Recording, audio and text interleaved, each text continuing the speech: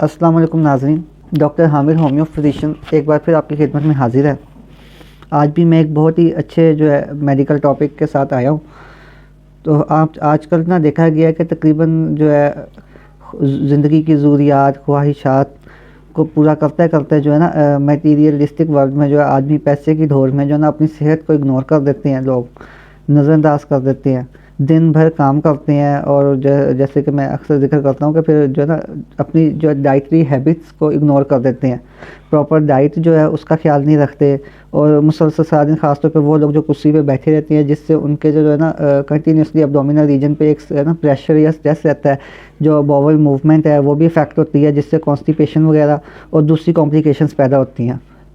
और उनके पैदा होने के बावजूद जो लोग हैं इतनी बिज़ी लाइफ की वजह से अक्सर सेहत पर तवज्जो नहीं देते, और जब कॉन्स्टिपेशन और दीगर जो आप कह लें कि गैस्ट्रोइंटेस्टाइनल रीजन के जो सिम्टम्स हैं उनको इग्नोर करते हैं, तो वो फर्दर कॉम्प्लिकेशंस में चले जाते हैं, जिनमें से एक का नाम पाइल्स है, जिसको उर्दू में बवासीर भी कहा जाता है। सबसे पहले आप लोगों से गुजारिश है कि जिन लोगों ने अभी तक चैनल को सब्सक्राइब नहीं किया वो चैनल को सब्सक्राइब कर लें और बेल आइकन को प्रेस कर दें, ताकि जो दीगर आने वाली वीडियोस हैं वो भी उनके तक पहुंच सकें और वो उससे फ़ायदा उठा सकें। बिस्मिल्लाहिर्रहमानिर्रहीम।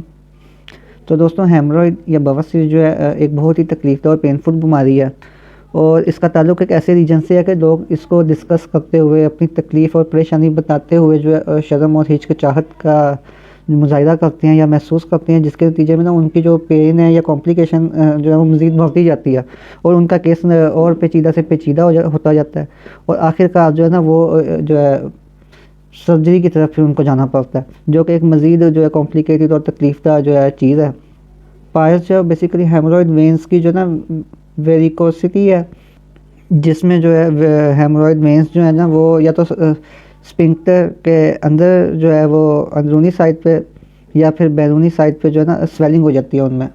और अगर ये जब बैरूनी तौर पे जो वेन्स हैं वो स्वेल कर जाती हैं तो उसको एक्सटर्नल हेमरॉइड कहा जाता है। अगर इंटरनल वेन्स वो उनमें स्वेलिंग हो, वेरिकोसिटी हो, तो उसको फिर इंटरनल हेमरॉइड कहा जाता है। और अगर इसका टाइमली इलाज शुरू की स्टेज पे ना करवाया जाए, कॉन्स्टिपेशन की वजह से ये तकलीफ मज़ीद बढ़ जाती है। अगर ड्यूरिंग इवैक्यूएशन स्टूल पास करते हुए उनसे ये हेमरॉइड वेंस स्वॉलन हालत में इंटरनल होती हैं, जब वो आप कहने के रप्चर हो जाती हैं तो उनसे खून बहना शुरू हो जाता है, जिसको हम ब्लीडिंग पाइल्स कहते हैं। और अगर पाइल्स की पेन में ब्लीडिंग नहीं हो रही तो फिर हम इसको ब्लाइंड पाइल्स कहते हैं।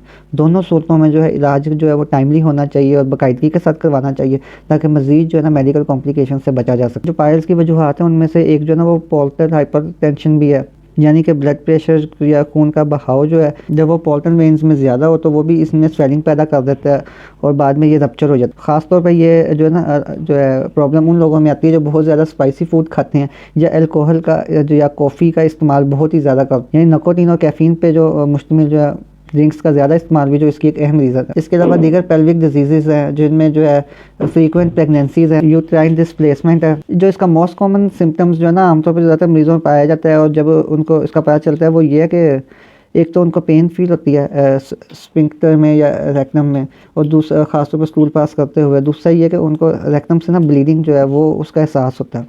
आमतौर पे बवासीर या पाइल्स के पेशेंट जब अपना स्टूल पास करते हैं तो आखिर में उनको fresh blood bright red colour का जो ब्लड है वो उनको महसूस होता है डेफिकेशन के बाद, जिससे उनको पता चलता है कि ये अब ब्लीडिंग पाइल्स बन गया।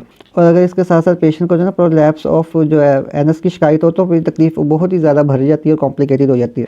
अक्सर अगर पाइल्स क्रॉनिक हो जाए और इसका टाइमली इलाज ना कराया जाए तो फिर उसके साथ में फिशर्स भी डेवलप हो जाती हैं पेशेंट्स में। एक और बहुत अहम इसका सिम्टम है वो ये है कि पेशेंट वो खून के बहुत ज़्यादा अखराज के बायस उसमें जिस्मानी कमज़ोरी हो जाती है, थोड़ी सी भी एक्सर्शन सी है उससे उसको थकावट फील होती है, और उसके अलावा उसको हम कह सकते हैं कि स्किन भी जर्द हो जाती है और एनीमिक कंडीशन है, ब्लड की कमी हो जाती है, जो कि मज़ीद उसके लिए कॉम्प्लिकेशंस पैदा कर देती है। एनल फिशर उनकी मेडिसिन उस पर एक अलहदा एक तफसीली लेक्चर वो इंशाल्लाह आपसे शेयर किया जाएगा। इसका इलाज अगर हम उसको जाएँ सर्जिकल की तरफ तो उसमें यह कि या तो बाज़ औक़ात ये है कि वो हेमरॉइड्स होते हैं उनके ऊपर रिंग चढ़ा दिए जाती हैं, जिससे उनको ब्लड सर्कुलेशन उनके स्लो कर दी जाती है ताकि उनकी मज़ीद ग्रोथ ना हो।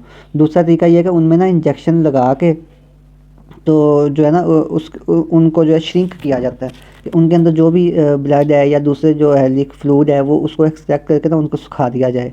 और तीसरा जो तरीका है वो है हेमरॉइड जो बड़े हो गए होते हैं ना उनको काट के अलग कर दिया जाता है। और ये तीनों केसेस जो है ना अलबत्ता जो है इसकी जो कॉज है उसको ख़त्म नहीं करते, लेकिन पेशेंट को जो फौरी रिलीफ मिल जाता है। सबसे बेहतर तरीका इसका यह है कि जो है ना परहेज़ से काम लिया जाए। सबसे पहले अपना लाइफस्टाइल चेंज करना चाहिए, ख़ास तौर पे coffee, black T, black coffee इसको जो है ना कम से कम किया जाए। हेल्दी डाइट का यूज़ किया जाए, निकोटीन वाली चीज़ों का कम इस्तेमाल किया जाए, स्पाइसी फूड को जो है कम किया जाए। आप जो है एकदम जो है स्पाइस के अगर ज़्यादा स्पाइस पसंद करते हैं तो एकदम ना छोड़ें, आप उसको ग्रेजुअली रिड्यूस कर सकते हैं। चिकनाई और तली हुई चीज़ों का इस्तेमाल जो है वो कम करना चाहिए। अगर आप अल्कोहल बेस्ड प्रोडक्ट यूज़ करते हैं तो अल्कोहल जो है ना उसको भी जो है कम यूज़ करना चाहिए। वो वैसे भी जो है लीवर के लिए बहुत ही टॉक्सिक होती है। जो बड़ा गोश्त है और उसका इस्तेमाल कम करना चाहिए। मटन पे फोकस करना चाहिए। जो और फ़िश का गोश्त भी अच्छा होता है। अलबत्ता जो चिकन है वो भी बाज़ औक़ात जो है ना हमारी जो है जिस्म में तेज़ाबियत की मिक़दार को बढ़ा देता है, जो कि ग्रेजुअली जो है कॉम्प्लिकेशंस का बाइस बनती है। और इस अगर पायल्स जो है चाहे वो ब्लीडिंग है चाहे वो ब्लाइंड है, दोनों में जो है ना सल्फ़र और नक्स वोमिका इनका कॉम्बिनेशन बहुत ही बेस्ट रहता है। और ये आमतौर पर जो है ना 75% तक केसेस जो हैं इन दोनों मेडिसिन से ही ठीक हो जाते हैं। उसको देने का तरीक़ेकार ये है कि पेशेंट को ना रात को सोते वक्त जो है नक्स वोमिका 30 की एक डोज देनी चाहिए, यानी कि 4 ड्रॉप्स जो है ना नक्स वोमिका 30 का जो है रात सोते वक्त देने चाहिए। और मॉर्निंग में जो है ना सल्फ़र 30 जो सी है उसके 4 ड्रॉप्स जो है इसी तरीके से नहार मुँह यूज़ कराने चाहिए। अगर जो है ना पेशेंट को वो जो है डार्क ब्लड की शिकायत है, जो है ब्लड है वो ब्लैकिश सा है लेकिन लिक्विड फॉर्म में बह रहा है, तो फिर जो ना हेमामेलिस 6 या 30 जो पोटेंसी में लेके उसको जो ना वैस्टीन में मिक्स कर लेना चाहिए। और वैस्टीन में उसको जो है आप टूथपिक से या किसी भी आप कहते मैच स्टिक से मिक्स करके उसको एक्सटर्नली ना लोकली एप्लीकेशन करें, यानी उसको जो है पाइल्स के ज़ख़म के मुकाम पर लगाएंगे ना तो उससे जो है ये हेमरेज में ना उसको अफाका होता है, खून के जो बहना है वो बेहतर हो जाता है। रतानिया जो है वो भी जो है ना मदर टिंचर में यूज़ यानी छोटी पोटेंसी में यूज़ करना चाहिए। मदर टिंचर से स्टार्ट करना चाहिए इनिशली, और इसको हम जो है फिर 6x में और 30 पोटेंसी तक ले जा सकते हैं। रतानिया के भी बहुत अच्छे रिजल्ट्स हैं, ख़ास तौर पे अगर ना पाइल्स के साथ पेशेंट में फिशर्स भी पाए जाएं और वो जो वॉशरूम से या अपनी जो हाजत पूरी करके जब वॉशरूम से आता है तो उसको ना तकरीबन काफ़ी देर तक चंद घंटों तक जो है वो पेन फील होती रहती है। अगर पाइल्स में ना के साथ साथ पेशेंट को जो कॉन्स्टिपेशन की भी शिकायत है और जब वो वॉशरूम से आता है अपनी हाजत पूरी करके तो उसको जो है फिर भी काफ़ी देर तक जो है वो एक कटिंग पेन फील होती है एनस में या स्फिंक्टर में, तो उसमें भी जो है ना ग्रेफाइट भी बहुत अच्छा रिजल्ट देती है। और अगर जो है ना पाइल्स में पेशेंट को जो है फ्रेश जो है ब्राइट रेड ब्लड की ब्लीडिंग हो रही है और उसके साथ साथ उसको डायरिया की भी शिकायत है तो फिर जो है ना उसको एलो यूज़ करवानी चाहिए, वो भी मदर टिंचर में उसके अच्छे रिजल्ट्स हैं। इसके अलावा अगर पेशेंट को जो है ना पाइल्स में जो है डायरिया की भी शिकायत हो और जो है डायरिया जो है बहुत प्रेशर से बहुत प्रोफ्यूज आए और उसके साथ साथ जो है ना पेशेंट को जो है अक्सर जो है वो आप कह सकते हैं कि रेक्टम जो है ना वो बाहर निकल आना है, जिसको हम कांच निकलना कहते हैं, उसकी शिकायत फील हो रही है तो फिर उसको जो पोडोफाइलम यूज़ करवाना चाहिए मदर टिंचर। अगर पेशेंट को ना पाइल्स में जो है कमर के जो है निचले हिस्से में ना रीढ़ की हड्डी के निचले हिस्से में शदीद पेन फील होती हो और दर्द हो तो उसको जो है ना फिर एस्कुलस हिपोकैस्टिनम भी यूज़ करवानी चाहिए। और ये भी जो है ना 30 पोटेंसी में दिन में 3 मरतबा दें तो बहुत ही अच्छा रिजल्ट है।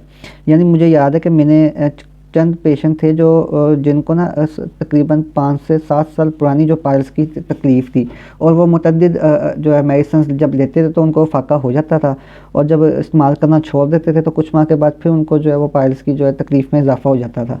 तो जब उनको ये जो है दीगर मेडिसिन जो उनके सिम्टोमेटिक बनती थी के साथ एस्कुलस हिपोकैस्टिनम यूज़ करवाई है तो इसके 1 से 1.5 माह के यूज़ से ना उनको जो है ना सिर्फ फाका हो गया बल्कि बाद में तकरीबन 3 से 4 साल तक जो है ना फिर उन्होंने दोबारा जो है इसकी शिकायत का इजहार नहीं किया। वो मतलब दीगर मेडिसिन या कॉम्प्लिकेशंस में तो आते नहीं हैं मेडिसिन लेने दीगर कॉम्प्लिकेशंस में, लेकिन ये पेन दोबारा उन्होंने नहीं जिक्र किया। कोलिनसोनिया जो उनसी 3x में ये जो है प्रेग्नेंट वूमेन में अगर पाइल्स की सिम्टम्स आ रहे हैं तो उसमें बहुत इफेक्टिव है। अगर हम इन मेडिसिन के यूज़ के साथ जो है प्रॉपर जो है अपनी डाइट का भी ख्याल करें और मिर्च मसाले और मुरगन ग़िज़ाओं से परहेज़ करें, साथ ही अपने लाइफस्टाइल को बेहतर करें और डाइटरी फाइबर वाली जो है ना कह रहे फाइबर वाली डाइट का जो है इस्तेमाल ज़्यादा करें अपनी खुराक में, तो यकीनन जो है पेशेंट को जो है पॉजिटिव रिजल्ट्स मिलेंगे और वो इस तकलीफ दर बीमारी से ना सिर्फ जल्द छुटकारा पा लेगा बल्कि मज़ीद कॉम्प्लिकेशन से भी बचेगा। अगर वीडियो अच्छी लगे तो लाइक करें, शेयर करें और चैनल को सब्सक्राइब कर दें अगर अभी तक आपने सब्सक्राइब नहीं किया तो। अल्लाह ताला आप पे अपनी रहमतें नाज़िल फरमाए।